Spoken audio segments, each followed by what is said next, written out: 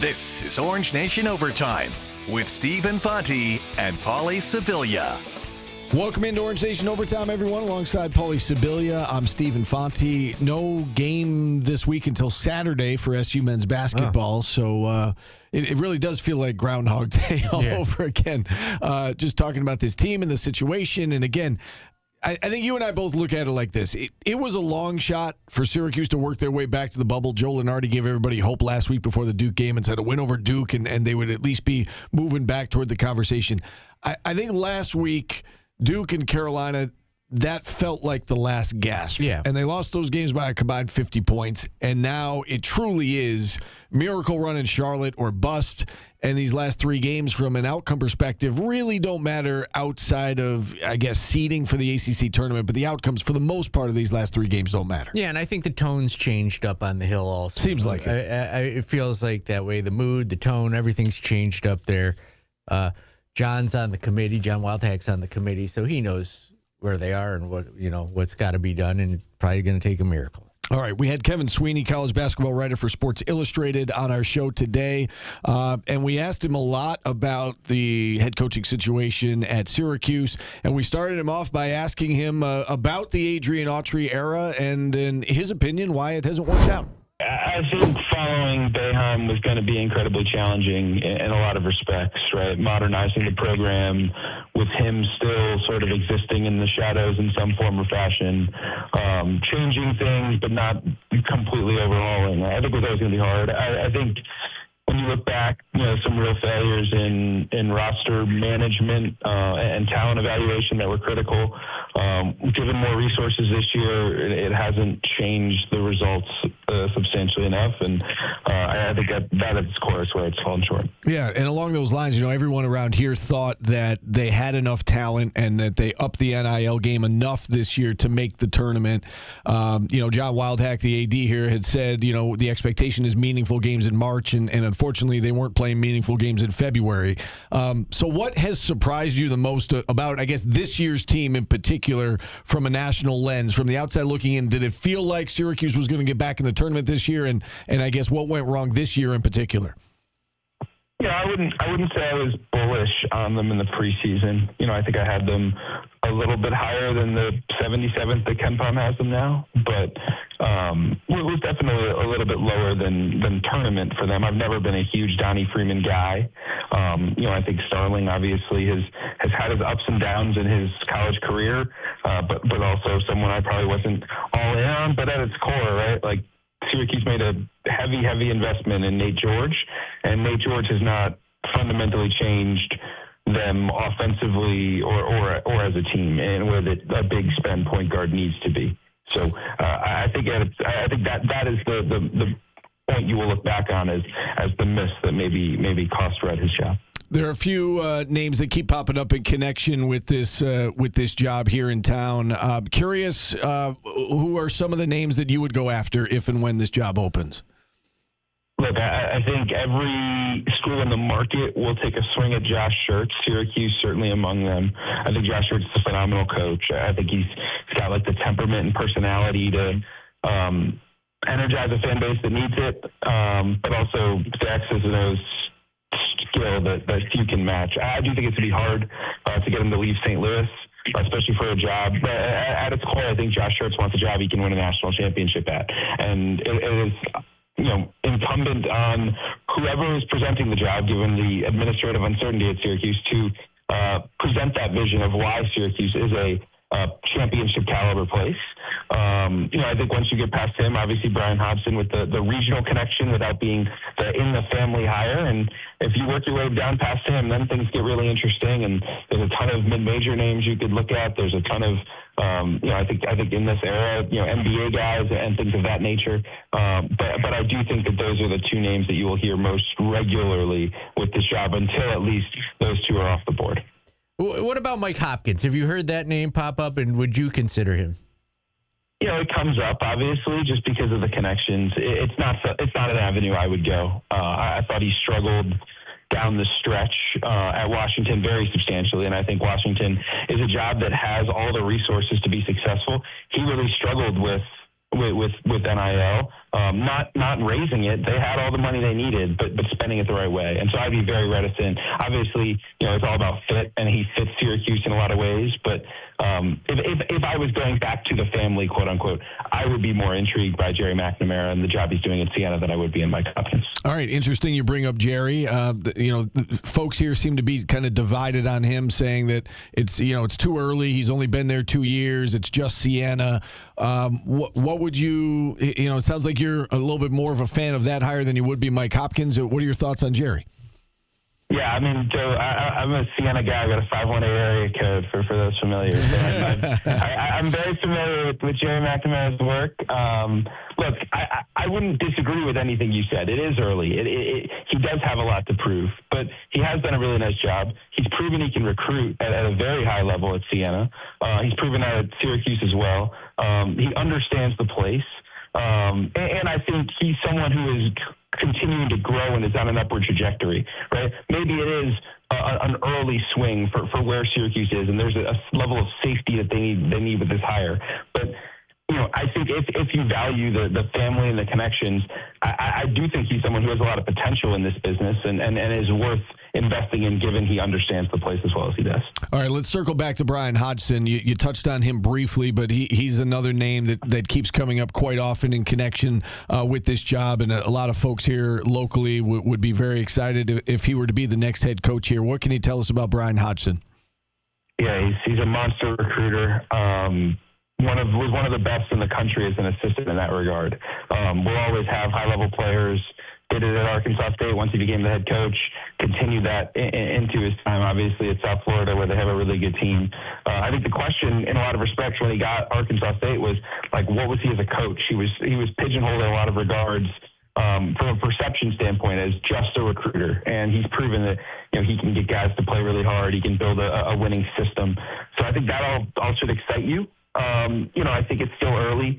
I like guys who've been to the NCAA tournament. I like guys who've, won at a very high level and built a real resume. But, I understand a hot name, not just for Syracuse, but also for a handful of other high majors. And what he's done this year at USF has been very impressive.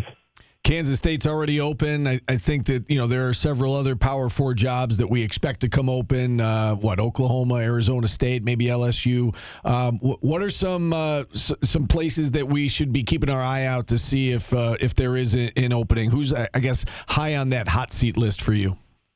Yeah, you mentioned a handful of them. I do think the ACC will be an active carousel with Pittsburgh, potentially, with Boston College. Providence and Syracuse could have some similar names in common in terms of guys that they look to. So I'd keep an eye on that job. Cincinnati as well. And then the big job that I think people will highlight, and obviously there's some retirements that could swing things as well, but the big job to watch is Ohio State. Whether they want to move on from Jake Diebler, they're right on the bubble right now. If they miss the tournament, how much does pressure intensify? And if they make a move, they become the best job in the market, and how that changes with the ripple effect of that would be fascinating. If any of these schools open or a bigger school opens due to a retirement and Hodgson is this hot name, can Syracuse compete with those schools in order to get the up-and-coming coach that they want? Yeah, obviously Hodgson's a little different because of his connection to the area. That should help in Syracuse's pursuit. But look, I think there's a lot of questions around the industry about what the Syracuse job is, right? It's so, is it a Jim Boeheim job or is it a Syracuse job? And that's impactful, right? And so because especially with the administrative uncertainty, what do the resources look like? What is the vision for the place when I walk in there on my first day? What does my boss want it to look like? I think all of those are very real questions. I think people really value the fan base and the tradition and the history, and I think that can help it stand alone among some of the other jobs that are on the market. It's not a great cycle of jobs, quite frankly. It's a lot of mid and lower tier power conference gigs. But at the same time, there's a lot of uncertainty, and Syracuse is falling behind in a lot of regards from a financial standpoint, and they will have to, and it's not just NIL, right? It's coach salaries, it's staff pool, it's everything that goes into it that I think, coaches and their agents will be very keen on hearing about if and when Syracuse obviously enters the market officially. All right, so just to follow up on that, I know recently the Field of 68 conducted an anonymous poll about where Syracuse is in terms of best jobs in the ACC, and they slotted in at sixth in that poll in the conference. Does that sound a little high for you based on what you're saying? I don't know if I would say high, right? Again, I think outside of the top tier, it's very much a beauty in the eye of the beholder situation, right? Some people would love a job like SMU where there's not a lot of pressure and a lot of money, right? And some people would love a place like Syracuse where people really, really care, but you may have to build up some of the infrastructure and reestablish what the program is, while dealing with expectations of not just making the NCAA tournament, but hopefully advancing, moving deep, competing for conference championships, things of that nature. So I think it's a scary job for some people. It's also a challenge that a lot of people would relish as well. So I think 6 is there. That was Kevin Sweeney, college basketball writer for Sports Illustrated. What do you make of the Big Monday thing? I mean, it seems like there's something to it when you look at the stats. It was brought to my attention last week, and it clearly favors the home team. Yeah. And maybe there's something they could do. Maybe you come off your bye into the Big Monday against the home team. I don't know. Yeah, it clearly isn't working. I mean, we saw Houston last night in a must-win situation. I mean, must-win. I mean, that's a good must-win situation to for be. Houston, it's a must-win, and just got throttled at Kansas. And Louisville was getting crushed at North Carolina. Did make a late run and made it close. Ended up losing the game. But in both cases, the road team really struggled to score the basketball. Syracuse lost by 30-something to Duke. Yeah. Louisville lost or beat NC State by 41. Yeah, I mean, again, the stats suggest that there is something to it. We also talked lacrosse on the show today, and we had one of our favorite guests on. We had Terry Foy, CEO of Inside Lacrosse, on with us. He votes in the poll, of course, and we saw Syracuse drop from number 1 to number 6. And so we started him off by asking about the poll. 6 different teams got at least one first-place vote. I asked him about if it was one of the toughest polls he's ever had to vote in and where he had Syracuse and who he had under consideration for that top spot. Take a listen. Yeah. So I had Harvard number 1 because now, as far as I'm concerned, they have the best win on the board, so to speak. And in order to have some internal logic consistency, I know your listeners aren't going to like this, but they're going to have to acknowledge the fact that this is going to change very fast over the course of the next couple of weeks. I actually had Syracuse at 9. They were my highest ranked team with a loss, which meant that the other 8 teams ranked ahead of them were all undefeated. And that was reflected, I think, in my logic for why I had Harvard number 1. To the question of, is it the hardest that I can remember? I mean, to an extent, the short answer is yes. But I do think that there are some weeks where it's like you really kind of just get backed into a corner in terms of that internal logic, and it's impossible to make a decision. So you feel like you're going to seem like a fool one way or the other. With this one, the thing that made it more comfortable is everybody knew that it was going to be a chaotic mess. And so as a result, when I posted my personal vote on Sunday night, I was like, I'm going to get roasted for this, but that's fine. Everybody's going to get roasted for this. It's kind of part of the exercise. Yeah, it made you feel a little better. There was some chatter going into the season about Maryland, Princeton, Syracuse being in kind of a tier all to themselves, and yet they all have at least one loss in the early going of this season. Is that top tier wide open right now? I mean, I guess when you look at teams capable of winning a national title, is it a double-digit number of teams at this point? Yeah, well, so I just held up the cover of Inside Lacrosse, and it says wide open on it. This was our, face-off yearbook kind of whole claim. And I've been doing this since the 2008 season. And my contention is that the firmness of any preseason prognostication was as wide open as it's been in 18 seasons, or, whatever the number actually is. And I was among those who felt like there was a tier of a top 3, the 3 that you mentioned, Maryland, Syracuse, Princeton. And then I felt like Carolina was pretty squarely number 4. And then, Georgetown kind of led the tier of teams alongside Carolina and Duke and Ohio State, Notre Dame behind them. So I think to kind of roll it forward in the context of like, how many teams can you imagine winning the national championship? Yes, at this point in the season, this is a record number, right? And that's reflected in the fact that I think this is probably a record number of teams that have received a number one vote or a number one, vote in the poll, which was 6 this weekend. So kind of spinning it all up, I don't expect that to be the way that the season finishes. I do think that as February turns into March and March turns into April, there is going to be separation. The thing that's going to happen is that stars are going to emerge, and individuals, whether they be stars or role players, are going to get better as the year goes along. And that coalescing is going to be what creates the normal, I think that there are 8 teams that can get to the Final Four. I think there are 3 to 5 that can actually win it on Selection Sunday. That is kind of the default position that we always end up in. Since you bring up individual players, I know it's early to be having this discussion, but where does Joey Spallina fit into the National Player of the Year conversation for you? Do you think he's a favorite? Is he a front runner? Is he, someone who's on the list? I mean, where does he kind of fit into that equation for you at this point? The reason that I think this season was so wide open heading in is because in this sport, star offensive players win championships.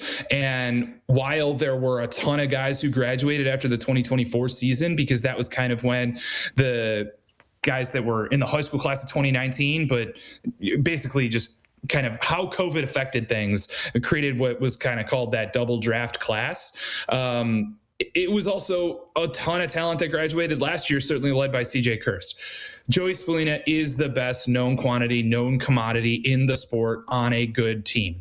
And for that reason, yes, I think he is the favorite. He was the favorite. He remains so.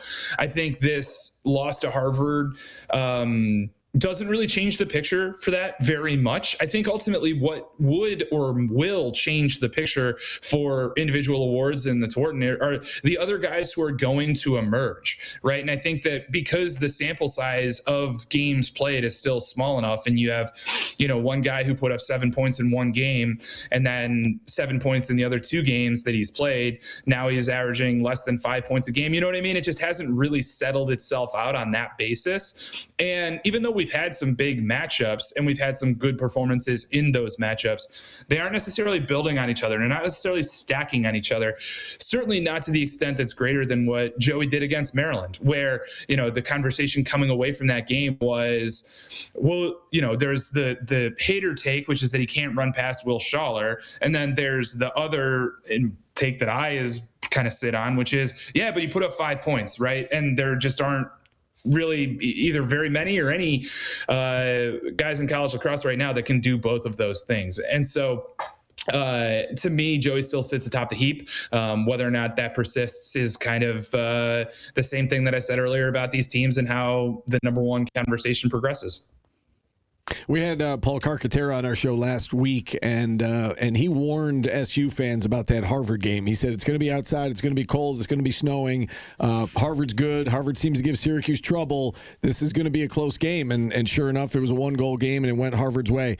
How surprised were you that Harvard pulled off the upset? And I guess how much is there to this narrative that SU's going to have another cold weekend outside against Penn and Princeton this weekend? I mean, how much is there to that narrative that Syracuse struggles in cold conditions?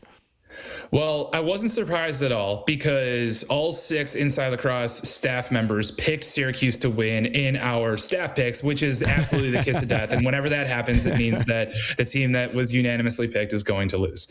As far as the matchup in particular, clearly this is one of the best budding rivalries in the sport. They've played 3 times in the last, 13 months, not even. And they've been 3 absolutely epic games. So, on that basis, it would be hard it just wouldn't be a respecting history enough if you didn't expect it to be a close, exciting game. And then as far as the outdoors thing is concerned, I think the facts suggest that you can't dismiss it.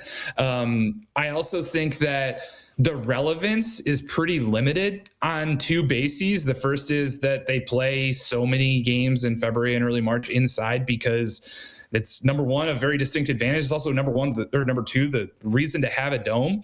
I'm unabashed in saying that there is no better place to watch a college lacrosse game in February or early March than the JMA Wireless Dome. So, if you have those advantages, you might as well use them.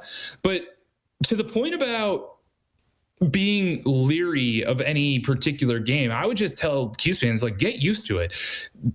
Gary Gait built a monster of a schedule, right? And it's the combination of the quality of the opponents, right? Even whether you've got your ACC opponents, you've got your kind of brand name non-conference opponents, or even the kind of non-brand name conference opponents that they've already gotten through, like BU, where they struggled to clear, and that was a storyline coming away, or St. Joe's, who they absolutely dismantled, but has gone on to now beat Villanova, who beat Penn State, and beat Towson, who beat Navy, who beat Penn State. So the point is that there's just so much meat on the bone here. There aren't going to be very many comfortable games, even though they're a good team. And that's why he built the schedule the way that he did, in order to be battle tested in May, so that when they play close games in the NCAA tournament, they have the confidence and familiarity with how to win them, such that they can meet the ultimate goal. Yeah, really good answer. What questions do you have, Terry, with this Cuse team right now? And again, as you said, smallish sample size. You've seen them play a few times, though, and against some pretty good teams. What is your biggest question mark with this team? Well, I think the biggest question mark coming away from Harvard was short stick D-midi play, which I think was one of the big question marks for the team in general coming into the season. I think that some of those, what were the question marks heading into the season, have still persisted, right? We've seen some fluctuation at attack with Bear Anderson missing a game, playing up top, playing down low. That was one of the big question marks. Who was going to replace Sammy English? I wouldn't say that it was always going to be a by committee situation, to the extent that what we've seen is an indication of the fact that they haven't fully answered it. What I would point to is just the willingness to play multiple offensive midfields. I also think that question about short stick D-midi, that was another one that Sammy, could contribute to. And then I think you've seen equivalently, the other big question heading into the season was who's going to be the third defenseman. And you've already seen some fluctuations in terms of who's starting in that role as well. But with all that being said, it's why I'm still so bullish on Syracuse. Those are important and sometimes difficult questions to answer, but they are not as important as who are your best two attackmen, who are your best two defensemen, who is your face-off specialist and how good is he going to be, who's your goalie and how good is he going to be, right? And we've seen the answers to those questions. I guess we knew what the answers to those questions were coming into the season, and nothing that we've seen on tape so far tells us that those aren't safe, secure, quality answers that are the foundation for this team going forward. So, certainly Jake Spallina's absence against Harvard was a factor. My kind of indications are I expect he's going to play this weekend. Will he be 100%? I don't know. Developing depth there is already going to be a situation. And that's where somebody like Bobby Kittelberger, who I thought made some mistakes against Harvard as well, freshman mistakes. It's kind of what I'm pointing to in the context of the team that wins on Memorial Day Monday is going to be the team that gets the most better over the course of the season. And you want to see guys like Kittelberger make those mistakes early in the year so that that's the foundation they can build on. It's what they can go through in film, in practice, get better, and be ready for prime time in late May.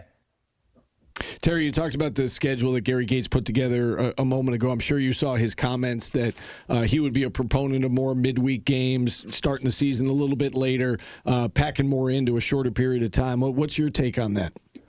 Fully in favor of it. My main point is I think it's time to move the championship back 10 days from Memorial Day weekend. I'm actually an advocate more of starting the NCAA tournament and playing 2 games in 3 days on that, call it, Friday, Sunday, Saturday, Monday alignment. And that then allows the other 2 things that Gary talked about to happen, in addition to a lot of other benefits. Number one, I think the Final Four attendance plateau, in my opinion, shows that the moment where that is the crescendo opportunity for the sport as an attendance thing has converted into now let's lean into what sports are, which is a television thing. So let's put the championship game on primetime on a weeknight. And then the other thing that a lot of people point to is the venues, right? And how many, or how few rather, appropriately sized venues there are for these pinnacle moments, right? Because the sport has not, after getting to the 50,000 range in the late 2000s, gotten back to the point where it can really threaten to sell out a 67,000 seat stadium. So let's target the 45,000 seat stadiums. And the problem is that those aren't professional venues. Those are college venues. Fortunately, two of the best venues in all of college lacrosse are in West Point and Annapolis, and they'd be great hosts for the semifinals. Problem is they graduate on Memorial Day weekend and they can't host NCAA semifinals and finals. If you move the tournament back a week, then they could host the semifinals on that first weekend in June. And I think that is the attendance crescendo for the sport. So that's really what I'm fixated and focused on. But, unfortunately, we have a little bit of an opportunity with the World Cup coming to Foxborough, giving the sport an opportunity to go back on campus, and that's what it's doing at UVA this year. We'll see what the early returns on, and then as bids start to come in to host the tournament in 2029 and beyond, we'll see whether or not reformatting becomes a part of the conversation, or if it's just a little bit of a status quo, play it as it lays type moment. Yeah, certainly something to keep our eyes on. Last one for you as we get you out of here, Terry. Just what games are you most excited for this coming weekend? Too many to list. This is going to be the best weekend of college lacrosse that we have all season. It's been that for basically the entirety of my tenure at Inside Lacrosse. And this thing that first Carolina Duke, now Carolina Syracuse do with the 2 games in 3 days situation with Penn and Princeton is absolutely awesome, because it straddles this Saturday that has some of these like hidden gems. Ohio State Georgetown is a battle of number 1 contenders. Obviously Notre Dame Maryland is one of the best kind of series of rivalry, so to speak, that we've had in such a long time, and the list goes on from there. I didn't even mention Hopkins Virginia, which is about as blue blood of a rivalry as you're going to get. So this is going to be the best weekend of college lacrosse. And I mean, the short answer is you got to figure out how to drink through a fire hose, because it's going to come fast and furious. So things not getting any easier for Syracuse lacrosse. They've got another road game against a top 10 opponent in Princeton. And again, when the season started, a lot of people, including Terry, thought Syracuse, Princeton, Maryland were the top 3 teams in the country, and that they were kind of in a tier all to themselves. All 3 have at least 1 loss, and Syracuse is going to have to play well to avoid a second loss on Friday against the Tigers. Yeah, it's going to be that way every game, even though they were number 1 and everybody thinks they're the best team. It's going to be tough to win a lot of games for Syracuse. Yeah, it's a very difficult schedule. And again, Gary Gate does that by design. He wants his team battle-tested going into the month of May and the games that really matter. It's National Trading Card Day, Steve. I didn't even get to this on the show. No. So, yeah, go buy a pack and rip it just for the nostalgia. All right. What's been your best card lately? Ooh, that's a good question. A Cam Smith rookie auto. Yeah. All right. What's your best card ever? What's your favorite card? It doesn't even have to be most valuable. Like, what's your favorite? What's the one card that sticks out to you? My co-host bought me a Josh Allen card from when he was at Wyoming for Christmas, and it's in like a glass case, and I love it. All right, yeah, but like, what's your from your childhood? My is childhood, there like one card that sticks out? I had a Ricky Henderson. That you just tell by the picture. Well, it was a Ricky Henderson. That year he had won. He had set the stolen base single season stolen base record. Is it the one where he's holding the base up over his head? No, but it was. I remember at the time it was like worth something. And you're going to ask me where it is. I don't know where it is. It's right not now. worth anything. It's not anymore, worth I can promise you. Is that right? How come? What? It's junk wax. Oh, okay. Junk wax there. My favorite card back then was probably my Bo Jackson Topps Traded rookie. I love that card. Love it. Still got it in the case that I put it in the day I got it. I had a Fernando Venezuela that comes to mind as well. Oh, yeah. Yeah. Good one. Not worth anything. Thank you for that. Broke. I don't know where it is. You're broke. I literally the other day at my dad's house was trying to find the baseball. I cannot find my baseball cards. We got to go, everybody. For Paulie, I'm Steve. We'll talk to you again tomorrow, everybody.